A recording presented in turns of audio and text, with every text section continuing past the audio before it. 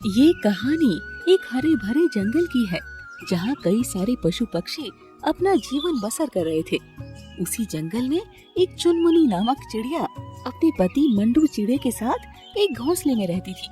Mandu चिड़े की ना तो कोई संतान थी, ना उसकी पत्नी के सिवा उसका कोई और अपना था। मंडू चिड़ा उसी जंगल के एक तमन तोते के बड़े से घोंसले में सफाई का कार्य करता था और जिसके बदले उसे कुछ पैसे मिल जाया करते थे और उन्हीं पैसों से मंडू चिड़ा अपना और अपनी पत्नी का गुजारा करता था। एक दिन की बात है, मंडू चिड़ा तमन तोते के घोंसले में सफाई का कार्य कर रहा था। तभी तमन तोता मंडू चिड़े से कहता है, अरे चिड़े भाई, आप यहाँ का कार्य रहने दीजिए और आप तुरंत कुछ पक्षियों के साथ इस जंगल के बाहर एक हवेली है, आप वहाँ चले जाइए। मालिक, कौन सी हवेली? मैं आपको उस हवेली का पता बता दूंगा। मैंने इस जंगल के बाहर एक विशाल हवेली खरीदी है और मैं चाहता हूँ कि आप अभी अपने कुछ साथी पक्षियों के साथ उस हवेली में जाइए और वहाँ अच्छे से साफ सफाई कीजिए, क्योंकि मैं वो हवेली पक्षियों को किराए पर देना चाहता हूँ। वो हवेली बहुत बड़ी है और उसमें कई सारे बड़े बड़े कमरे हैं। वहाँ जंगल के कई सारे पक्षी रह पाएंगे। इसीलिए मैं चाहता हूँ कि आप कुछ पक्षियों को लेकर मेरी उस हवेली में जाइए और उसे अपने कार्य से अच्छे से चमका दीजिए। जितना पैसा आप चाहोगे मैं उतना पैसा दूंगा आपको, ठीक है? अब जाइए। मंडू चिड़ा ये बात सुनकर अपने घोंसले में आता है और अपनी पत्नी चुनमुनी चिड़िया को सारी बात विस्तार से बताता है। क्या हवेली में जाना होगा? जी, मैं भी आपके साथ चलती हूँ ना। मैंने आज तक हवेली नहीं देखी है, आप मुझे भी अपने संग वहाँ ले चलिए ना। हाँ हाँ चुनमुनी, मैं आपको भी अपने साथ लेके चलूंगा। वहाँ हम सब काफी दिनों तक रहेंगे। मालिक ने बताया है कि वो हवेली बहुत बड़ी है और वो हवेली पक्षियों को किराए पर देने वाले हैं ताकि वहाँ कई सारे पक्षी रह सके। अरे अगर हमारे पास पैसा आ जाएगा ना चुनमुनी, तो हम भी उसी हवेली में एक बड़ा सा कमरा किराए पर ले लेंगे। हाँ सच में? हाँ हाँ सच में। चलो अब मुझे तुरंत कुछ पक्षियों को जमा करना होगा और फिर हम उन सारे पक्षियों को लेकर उस हवेली में जाएंगे और वहाँ अच्छे से सफाई करेंगे। मैं आता हूँ चुनमुनी, कुछ पक्षियों को लेकर। इतना कहकर मंडू चिड़ा जंगल में चला जाता है और वो उड़ते हुए एक कालू नामक कौवे के घोंसले में जाता है। कालू कौवा कई बरसों से बेरोजगार अपने घोंसले में बैठा हुआ था। अरे क्या हाल है कौवे भाई? अकेले अकेले घोंसले में बैठकर किस बात पर विचार कर रहे हो? हाँ, क्या विचार करेंगे चिड़े भाई, कितने बरसों से खाली घोंसले में बैठा हूँ पर अब तक मुझे कोई कार्य मिल ही नहीं पाया। अरे मन तो करता है इस जंगल और इस संसार को ही छोड़कर चला जाऊं। अरे ऐसा जीना भी कोई जीना है भला? अरे कौवे भाई, अब आपको कहीं जाने की आवश्यकता नहीं है। मैं आपके लिए एक ऐसा कार्य लेकर आया हूँ जिसमें आपको काफी सारा पैसा मिलेगा और अगर आपका कार्य अच्छा रहा तो आपको जीवन भर के लिए भी ये कार्य मिल सकता है। हाँ। क्या आप मेरे लिए कार्य लेकर आए हैं? हाँ हाँ कौवे भाई, अब आपको अपने घोंसले में खाली पीले बैठने का मौका नहीं मिलेगा। अब आप कार्य ही कार्य करेंगे और खूब पैसा कमाएंगे। हाँ। ये बात सुनकर कालू कौवा खुशी से झूम उठता है और वो मंडू चिड़े को अपनी गोद में उठाकर उसकी पप्पियां लेने लगता है। अरे अरे ये क्या कर रहे हो कौवे भाई? अरे मैं नर पक्षी हूँ, मादा नहीं। अरे छोड़ो मुझे। अरे मेरे लाल, मेरे नीले, मेरे पीले, मेरे हरे, आज बरसों के बाद मुझे ऐसा लग रहा है कि जैसे मैंने पूरी दुनिया जीत ली हो। अरे अरे मुझे नीचे उतारिए कौवे भाई, अगर किसी ने हमें ऐसी हालत में देख लिया ना तो फालतू का मुझे बदनाम कर देगा। चलिए मुझे नीचे उतारिए। हाँ। कालू कौवा मंडू चिड़े को अपनी गोद से नीचे उतार देता है और मंडू चिड़ा कालू कौवे को लेकर वहाँ से दूसरे पक्षियों के घोंसले में चला जाता है।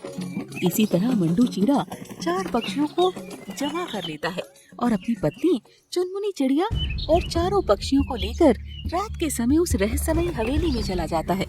सब पक्षी जैसे ही उस हवेली के बाहर पहुँचते हैं, उस हवेली के बाहर का डरावना नजारा देखकर सारे पक्षी घबराने लगते हैं। अरे चिड़े भाई, क्या ये वही हवेली है जहाँ हमें कार्य करना है? हाँ हाँ कौवे भाई, ये वही हवेली है।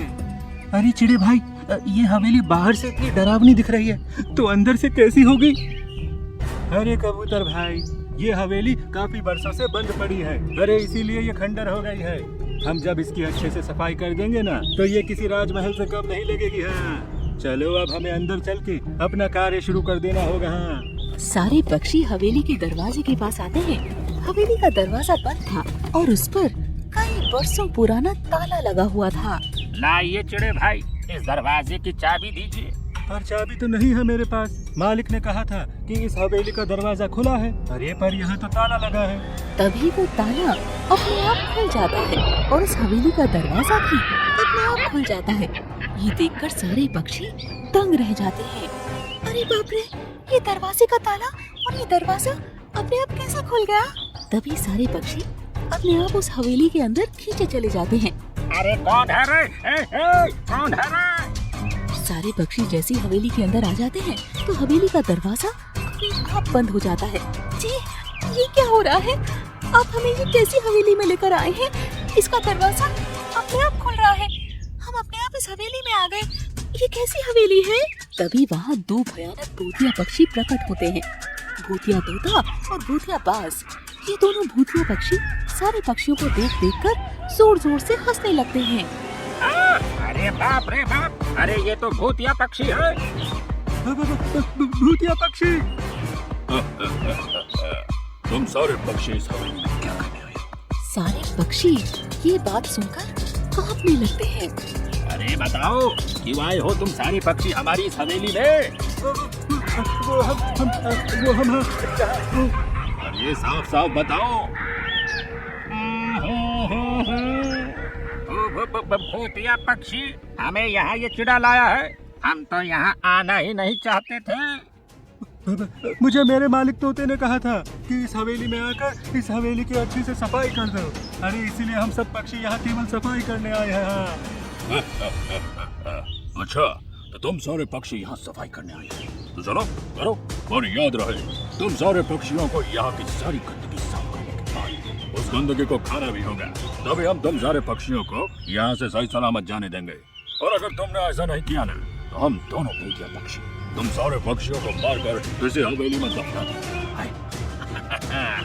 ये बात सुनकर सारे पक्षी घबरा जाते हैं। अरे खड़े क्यों हो गए? सफाई शुरू करो। सारे पक्षी फटाफट पूरी हवेली की सफाई करने लगते हैं। काफी समय तक सफाई करने के बाद उस हवेली में काफी सारी गंदगी निकल आती है। चल कौवे, अब तो तुरंत इस गंदगी को खा। मैं नहीं, मैं इस गंदगी को कैसे खा सकता हूँ? अरे इसे खाने पर तो मैं बीमार हो जाऊंगा। अगर नहीं खाएगा कौवे, तो मैं तुझे मार मार कर बीमार भी कर दूंगा और जान से भी मार दूंगा। ये सुनकर कालू कौवा वो गंदगी खाने लगता है। उसे खाते ही कालू कौवा वहीं बेहोश हो जाता है। ऐसा करते करते सारे पक्षी वो गंदगी खाकर वहीं बेहोश हो जाते हैं। चलो भूतिया तोते, अब हम इन पक्षियों को मार कर खाते हैं। दोनों भूतिया पक्षी जैसे पक्षियों को मारने आते हैं तभी सवेरा हो जाता है और सूरज की किरण उस हवेली पर पड़ते ही वो दोनों भूतिया पक्षी वहाँ से गायब हो जाते हैं। तभी सारे पक्षियों को होश आता है और वो उस हवेली से निकलकर अपने जंगल में भाग कर आ जाते हैं। इस तरह पक्षियों की जान उन भूतिया पक्षियों से बच पाई।